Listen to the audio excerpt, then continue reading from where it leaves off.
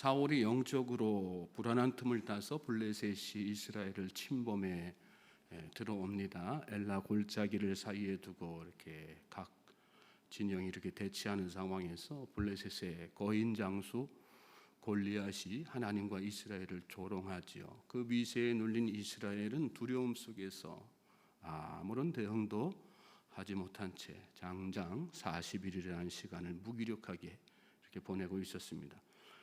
그런 중에 오늘 본문 말씀 보면 다윗이 등장을 합니다. 하나님께서 골리앗을 대적할 사람으로 다윗을 부르신 것이죠. 오늘 우리가 이 말씀 살펴보면서 하나님의 부르심과 부름받은 자가 추구해야 할 삶의 목적을 우리가 깨닫게 됩니다. 함께 말씀을 읽으셨는데 본문 12절에서 15절에 이렇게 쭉 보면 먼저 다윗의 가정 환경을 소개하고 있죠. 다윗의 아버지인 이새는 연로한 상태였다. 다윗을 포함하여 8 형제를 두었는데 위로 3형제는 사울을 따라서 전장에 나갔고 또 막내 다윗은 사울에게로 왕래하며 아버지의 양을 치며 지냈다. 그렇게 소개되고 있어요. 다윗이 평소에는 양을 치다가 사울이 부르면 궁으로 들어가서 수금을 타고 이렇게 했던 것이죠.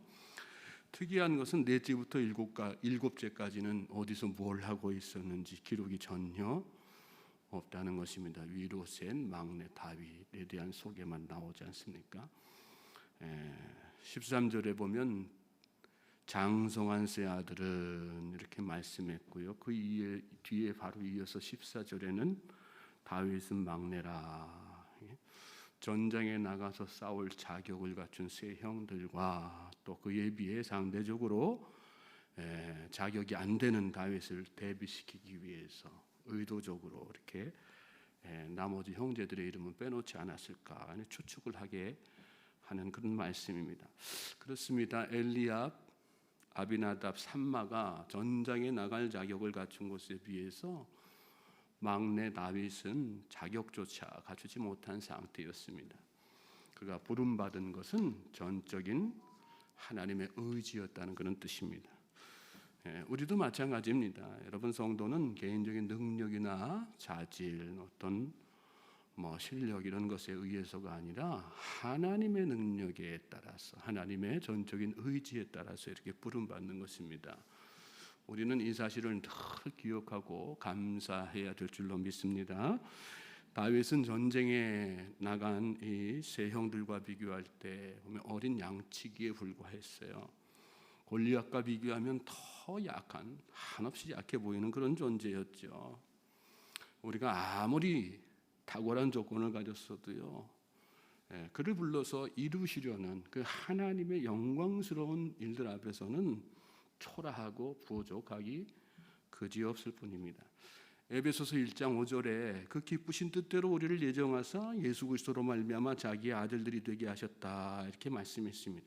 우리를 하나님의 자녀로 부르신 것은 하나님의 뜻에 의해 이루어진다는 그런 말씀이죠. 하나님은 자격 없는 자를 부르시기를 기뻐하시고 또 부르신 그 자격 없는 자의 모자란 부분들을 하나님의 능력으로 채우시기를 즐겨하시는 분이시여 믿습니까?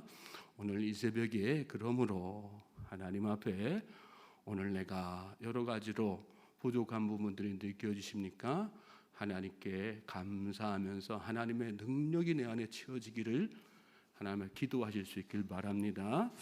요즘 청년들이요 자꾸 스펙에 집착하고 또 그것을 위해서 온갖 수고를 마다하지 않죠. 또 그런 조건 갖춘 사람들을 선망의 대상으로 이렇게 삼습니다. 교회도 마찬가지예요. 교회라고 뭐 이렇게 다릅니까? 우리가 다 알지만 교회도 다 똑같지 않아요.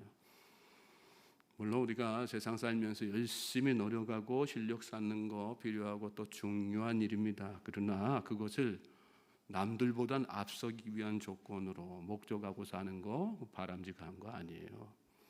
그런 조건을 갖출 때 하나님이 나를 더 크게 쓰실 것이다 생각하는 것은 착각이에요. 하나님의 자녀는 오직 하나님의 은혜에 힘입어 산다는 것, 그것을 겸손하게 인정하면서 살 수 있게 되기를 주님의 이름으로 소망하고 축복합니다. 그 뒤에 이어지는 16절에서 23절은 블레셋과의 대치 상황이 40일간 지루하게 이렇게 이어지는 중에 다윗이 아버지의 심부름으로 전장에 나가 있는 형들의 안부를 살피는 그런 장면을 말씀하고 있죠.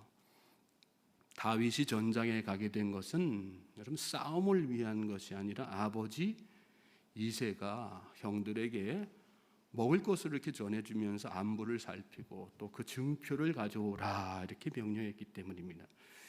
22절에 보면 다윗이 자기의 짐을 지키는 자의 손에 맡기고 군대로 달려가서 형들에게 문안하고 이렇게 말씀했어요. 그 위에 보면 온 이스라엘이 블레셋과 싸우면서 대치하는 그런 상황을 쭉 이렇게 소개하죠. 그런 상황이었지만 다윗은 아버지의 명령에 우선적으로 순종하는 것을 볼 수 있어요. 아버지로부터 형들의 문안을 살피고 돌아오는 것, 그것을 그 명령을 받았기 때문에 그 전장의 상황이 혼란스럽고 또 위험했지만 형들에게 관심을 두고 형들의 안부를 묻는 일에 집중한 것입니다. 여러분, 참된 성도는 상황이나 환경에 휘둘리지 않고 오직 하나님이 부르셔서 맡겨주신 그 사명에만 집중하며 사는 사람이에요. 철저하게 하나님이 부르신 목적을 위해서 살아가는 것이죠. 하나님이 주신 소명, 사명만이 절대적이고 또 유일한 삶의 목표고요. 오늘 저와 여러분은 그 믿음으로 살고 있습니까? 오늘 우리의 인생의 목표는 어떤 목표입니까? 오늘 우리는 세상 살면서 무엇에 집중하며 살고 있습니까?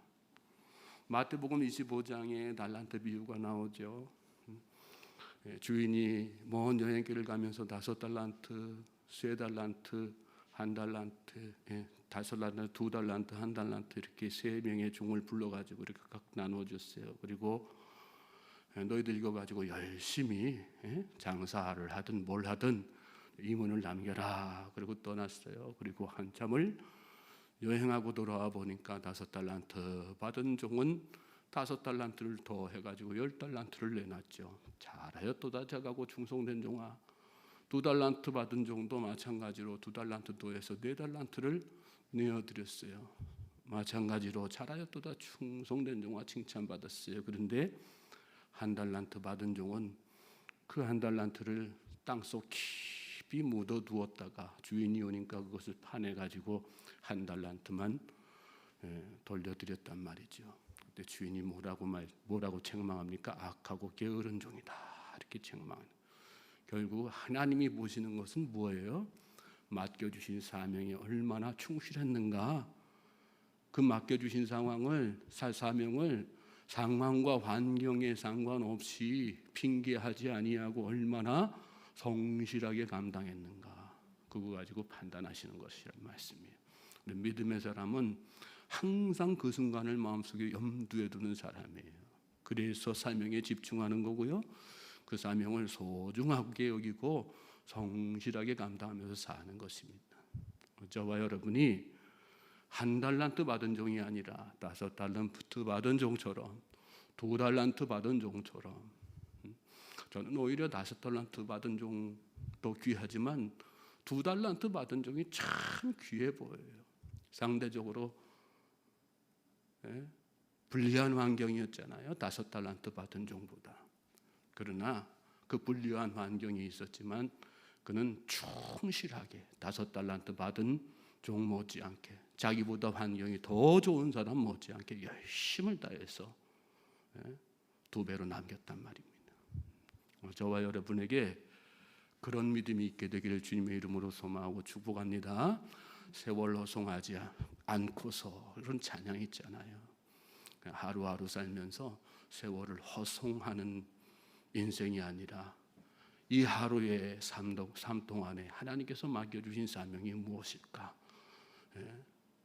정말 성실하게, 신실하게, 진실하게, 충성스럽게 감당하는 우리 모든 주의 백성 되시길 바랍니다.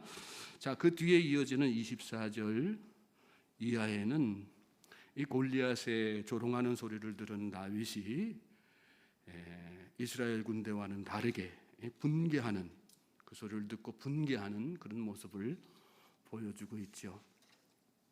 다윗이 전장에 와서 형들과 이야기하고 있을 때였어요. 안부를 물으면서 대화를 나누고 있는 그런 상황이었죠. 그런데 그 순간에 때마침 골리앗이 나와가지고 전과 같이 이스라엘을 모욕하고 하나님을 모욕하는 그런 언사를 했어요. 온 이스라엘은 골리앗을 두려워하면서 도망가기 바빴죠. 그리고 한편으로 어떤 사람은 골리앗을 죽인 자가 어떤 상을 받을까 그런 거나 받을 상에 대해서 나를 관심 두고 있었어요. 그러나 다윗은 뭐에만 관심이 있었어요? 다윗의 관심은 오직 하나님이었어요. 하나님의 영광. 26절 우리가 같이 한번 읽어볼까요? 26절 시작.